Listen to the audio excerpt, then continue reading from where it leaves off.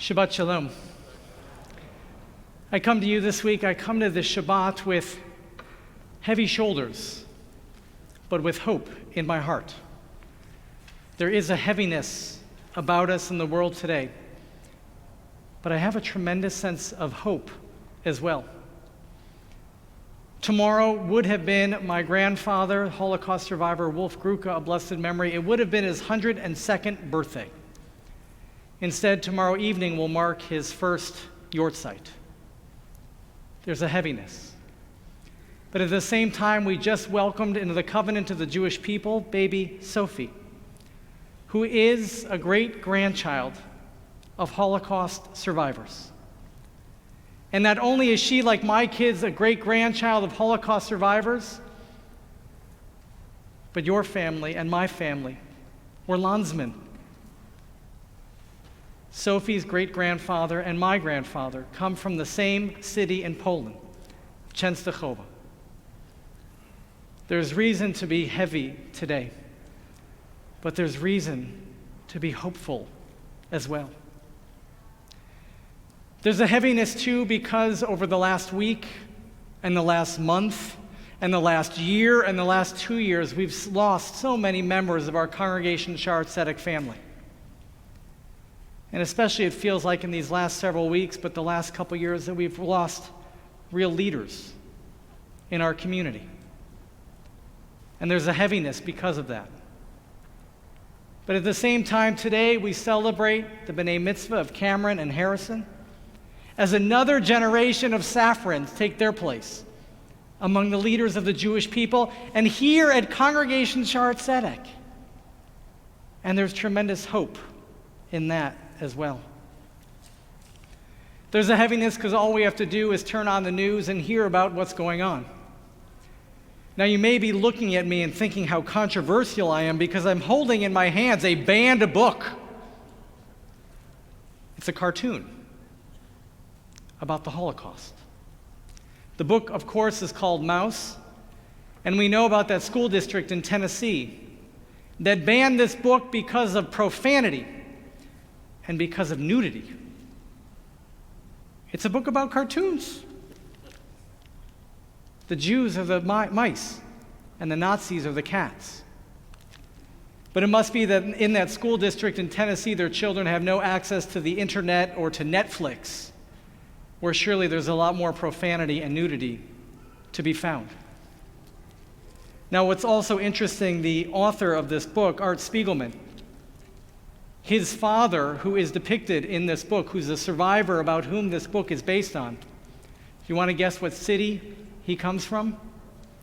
Częstochowa, where my grandfather came from, where Julian of blessed memory came from. And of course, if that weren't enough, and we weren't smart enough at that point just to turn off the news and stop watching, Whoopi Goldberg decides to open her mouth and speak with her incredible knowledge about world history and world affairs, and says that the Holocaust wasn't about racism. Of course, the Holocaust was all about racism. And we know that the Nazis borrowed the ideology from America about how to define race and how to discriminate based on race. And the Nazis very clearly called the Jews a race against which they needed to discriminate, a race that they needed to wipe out. The Holocaust was all about racism. But I'll be honest with you, I give Whoopi the benefit of the doubt because the term racism has been redefined in the 21st century. And we're supposed to give people the benefit of the doubt. And I'm sad that she was suspended for 2 weeks. I wish instead she would have brought the camera crew that follows her around and gone to the Holocaust memorial centers around this country, gone to Yad Vashem in Israel. And instead of being punished, I wish she would really have engaged in learning. And as if the banning of Mouse weren't enough, and as if Whoopi Goldberg weren't enough, Amnesty International comes and labels Israel an apartheid state. Genug. Enough already. There is a heaviness. And of course, these three incidents just happened to take place in the last week. There's a correlation. But I think if left unchecked, there is a causation as well. When people are prevented from learning history, when people choose not to learn history, then they say really stupid things. And when people make those choices with their mouths, when words of untruth or mistruths or half-truths come out of our mouths, then it leads to further hatred and discrimination, and further hatred and discrimination lead to oppression and to murder. So there's not just correlation with these three incidents that took place. If left unchecked, there will clearly be causation as well. We have to learn more. We have to remember that those who speak out need to be educated and not just angry. And we need to remember why it is that the Jewish people need a Jewish state. It's easy to fall back into our couches right now. It's easy to hope that other people will step up and do the work. There is a great resignation going on among us, and I'm not just talking about the people who are leaving their jobs, so that is a great resignation too. We've all become resigned to the reality of our day, that this is just the way it is. The haters are going to hate. We've become resigned to the reality of our day that sometimes it's hard to go about in the midst of a pandemic, and it's hard to leave our homes, and it's easier just to turn on the television. It's easier just to turn on the computer. It's easier just to get even more comfortable on our couches. We've become resigned to that reality. And so it is this week that we turn to Parashat Truma, about which Harrison and Cameron taught us so beautifully just a few minutes ago. God saw a great resignation happening among the Jewish people as well. After 400 years of slavery, there was a mentality among our ancestors that nothing could change. Nothing would change. This is just the way it is. But what happens? God brings them out of Egypt. And God parts the Red Sea that they can walk through on dry land. And then God gives them the 10 Commandments and the Torah and a recipe, a blueprint, a plan, a path to lead a life of holiness, to lead a life of righteousness, to lead us to a time of justice and compassion for everybody. But what did our people do? They complained. They sat back. And they said, God, we're waiting for it. Where is it?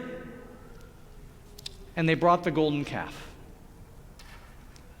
And in that moment, God said, okay, I need to make the Jewish people partners in creation. I need to make the Jewish people partners in building a world of justice and righteousness, of compassion. And so, as we learned, God said, all those who feel moved should bring gifts, truma. All those who feel moved should bring their own personal truma, their gifts. Their own gifts to help build the Mishkan, that portable tabernacle in the wilderness. God said we have to become partners because the Jewish people need to get active. They need to step up. They need to take their place in working toward this time of holiness and righteousness, of compassion and justice. And so God said to us in this week's Torah portion, Parashat Truma, Asuli Mikdash v'shachanti betocham, build for me a sanctuary that I may dwell among you. God doesn't need the sanctuary. We need the sanctuary to be reminded of our obligations, because otherwise we as humans will just participate in the great resignation and resign ourselves to the comfort of our couches, and resign ourselves to the fact that the angry will speak, whether or not they have what to say. That's the great resignation that God was afraid of thousands of years ago. That's the great resignation through which we are going today. The time has come, my friends, for Parashat Truma 21st century. The time has come for each of us to stop participating in the Great Resignation and start participating in the building project that is the Jewish people. That's what God assigned us thousands of years ago that we read about in our Torah. That's what we have to do now. We have to begin again to build. We have to build a society committed to righteousness, to holiness, to compassion, and to justice. And in order to do that, we have to build a synagogue family that is devoted to those values. Now is the time to start coming to shul again. Now is the time to start volunteering for committees again. Now is the time to start showing up at programs and adult education again. Now is the time to ask, what is going to be my truma? What is my personal gift? What gifts did God give me that I can now give to the Jewish people to make this community, this people, this congregation stronger, holier, more righteous, more committed to justice? What are you going to do? What's your truma? How are you going to step forward to further support Shaarey Zedek, to further support Federation, to further support Hebrew Free Loan, to further support JFS or the JCRC, AJC, or Yad Ezra, or whatever other alphabet soup you would like to insert here? What's your truma? What are you going to do to step forward, to actively, committedly make a difference in this world again? Rebecca and I were talking a couple weeks ago about what can be done to truly wake people up again and get them to get active. And in Rebecca's beautiful metaphor, she said, we've all been talking about, for the last 2 years, the shot in the arm. And that's so important. But here's my other shot in the arm to you to wake up. And let's get going and let's get building together again. Because that is what we are commanded to do. We're commanded to build community. We're commanded to build a nation. We're commanded to build a people committed to righteousness, to holiness, to compassion, and to justice. And it's our job to begin building. But allow me to add one more thing. We don't just build those things. First and foremost, we build hope. We have so much reason to be hopeful this Shabbat. And I want to read to you just a little bit of the book of Maus here, that banned book. See how controversial your rabbis become. Rabbi Seth Adelson pointed this out to me, my colleague, on page 57 of Maus. Always I went to sleep exhausted. And one night I had a dream, the main character said, that main character, the Jew from Chenstochova, who's now in the concentration camps. He said, always I went to sleep exhausted, and one night I had a dream. A voice was talking to me. It was, I think, my dead grandfather. Don't worry, the voice said. Don't worry, my child. It was so real, this voice. You will come out of this place, the voice said, free, on the day of Parashat Truma.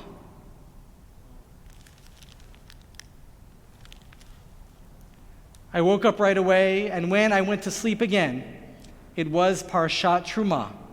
Parashat Truma. So what's Parashat Truma? We fast forward to today. Each week on Saturday, we read a section from the Torah. This is so-called a parasha, and 1 week each year, it's Parashat Truma. Now, Art Spiegelman, the author of this book, would go on to say that indeed Parashat Truma was the week that his father was freed from the concentration camps. Parashat Truma was the week that he, Art Spiegelman, became bar mitzvah. Parashat Truma was the week that his own child was born, and Parashat Truma was the week that his own child, the grandchild of Holocaust survivors, became bar mitzvah. Parashat Truma, this week of hope, this week of building. I invite you, let's do this. Let's build together. Shabbat Shalom.